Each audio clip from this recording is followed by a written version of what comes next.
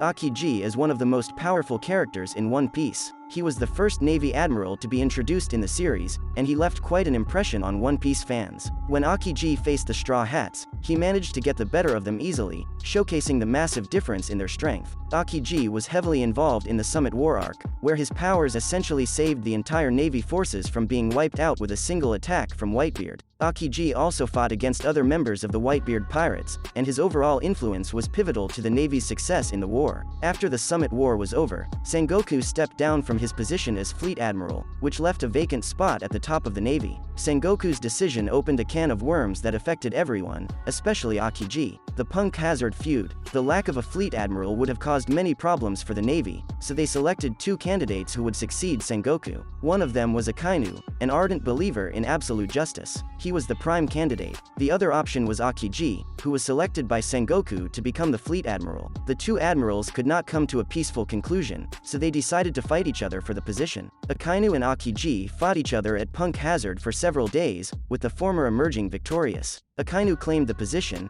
and Aokiji was not pleased with the outcome, so he subsequently left the Navy. Aokiji's departure came as a shock to the readers and left them scratching their heads. Later on, it was revealed that Aokiji had joined the Blackbeard pirates, who have a reputation for being the worst pirate crew in the world. Considering Aokiji's sense of morality, the switch didn't make any sense, so could there be more to it than meets the eye? Upholding justice. Aokiji's decision was weird in many ways. His ideals are completely different from Blackbeard's. The crew is known for actively hunting devil fruit users and stealing their devil fruit. They also don't seem to care about killing others if they consider them an impediment. The Blackbeard pirates are just like real-life pirates, and keeping all their activities in mind, Aokiji could have definitely chosen another crew. Many fans believed that Aokiji might not be involved in any of the sordid schemes of Blackbeard, but in the Egghead Island arc, it was confirmed that the former admiral invaded Whole Cake Island to kidnap Charlotte Pudding. However, it doesn't seem that Aokiji has fully cut off his friendship with some of the Marines. When he appeared at Punk Hazard, he saved Smoker from being killed by Don Quixote Doflamingo. Smoker and Aokiji are close, but the latter wasn't there to just save his friend. Doflamingo implied that Aokiji was on a mission to achieve something, which raises even more suspicion over his move. So, Aokiji might actually have a goal of his own, which could only be achieved by joining the Blackbeard pirates. Friends with the most wanted man. Aokiji's sense of justice is much better than most of the Marines, and because of this reason, many fans have speculated that he is still working undercover for the organization. According to popular theories, Aokiji is the leader of Sword, which is why he decided to join the crew of a Yonko. Sword's goals revolve around the Yonko, so it would make sense for Aokiji to join the crew of one. However, there are a few fans who have proposed that Aokiji might actually be affiliated with the Revolutionary Army. The claim is supported by Vegapunk's flashback. In the Egghead Island arc, Shaka told the Straw Hats about his meeting with Monkey D. Dragon at Ohara. Dragon expressed his anger to Vegapunk, who told him not to lose sight of his goal. Vegapunk also told Dragon that there are many reasonable people within the Navy. This implies that the Revolutionary Army has supporters within the Navy, who possibly provide them with information and are waiting to overthrow the world government. Considering the fact that Aokiji is a rational individual, it wouldn't be a stretch to assume that he is working with Dragon to achieve a common goal. Dragon's past has not been disclosed yet, but there is strong speculation that he is a former admiral. After learning about the activities of the world government, he left the Navy to start the Freedom Fighters. During the time he spent in the Navy, Dragon met other like-minded individuals and shared his plans for the world. It is possible that Dragon left the Navy and ordered the others to remain so that he could learn more about the organization's plans and come up with the appropriate countermeasures. As Dragon is older than Aokiji, the latter would have been his junior. Aokiji could have been inspired by Dragon's idea of creating a peaceful world without any hint of prejudice. While the evidence is limited, Aokiji seems to be the only Navy soldier, and especially the only one in a position of authority, who could have done something to change the system.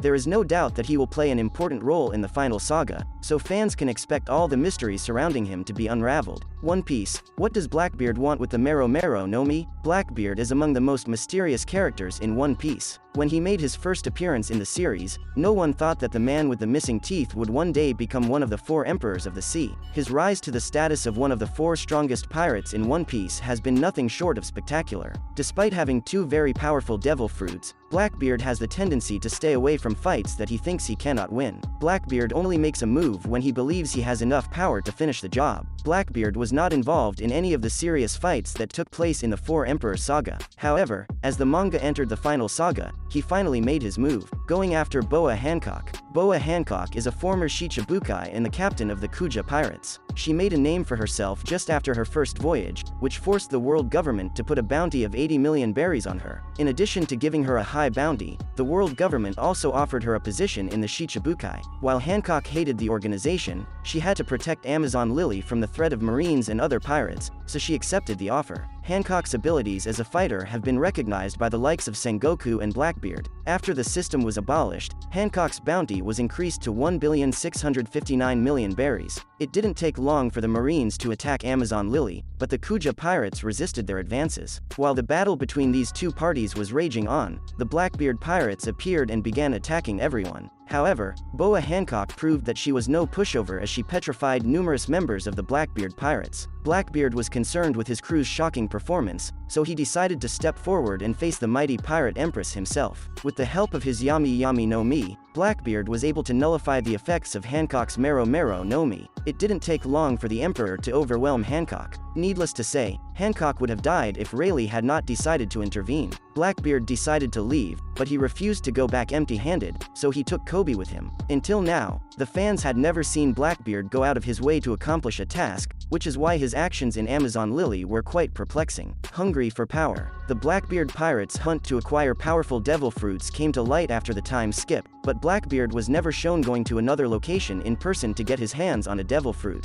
This implies that Boa Hancock's devil fruit is quite special. Her devil fruit has the ability to turn her opponents to stone, and it operates on any impure feelings that her opponents might bear toward her. While it has been stated that it only affects living beings, one of Hancock's attacks was able to turn a pacifista's head to stone. So this devil fruit might actually be effective against both living and non-living beings. The celestial dragons fed Boa Hancock the Mero Mero no Mi. They believed that the power would keep them entertained and would never fall into the wrong hands, as it was almost impossible for anyone to escape from Mariajoy. They had never envisioned that Fisher Tiger would launch a raid on Mariajoy and free the slaves. After escaping from Mariajoy, Hancock and her sisters returned to Amazon Lily. The three sisters were the only ones who had devil fruit abilities, and after they saw Hancock's ability to petrify others, they were dazzled. The three sisters disclosed that they had gained the powers after slaying a Gorgon. This led to the three being known as the Gorgon sisters. While many people brush it off as being irrelevant, Oda is known to have a tendency for wordplay. Bearing in mind the revelation about Luffy's devil fruit in Wano, it is completely plausible to assume that Oda can pull off something like that again. What is the mystery behind Hancock's devil fruit? Just like Luffy's devil fruit is a mythical zone,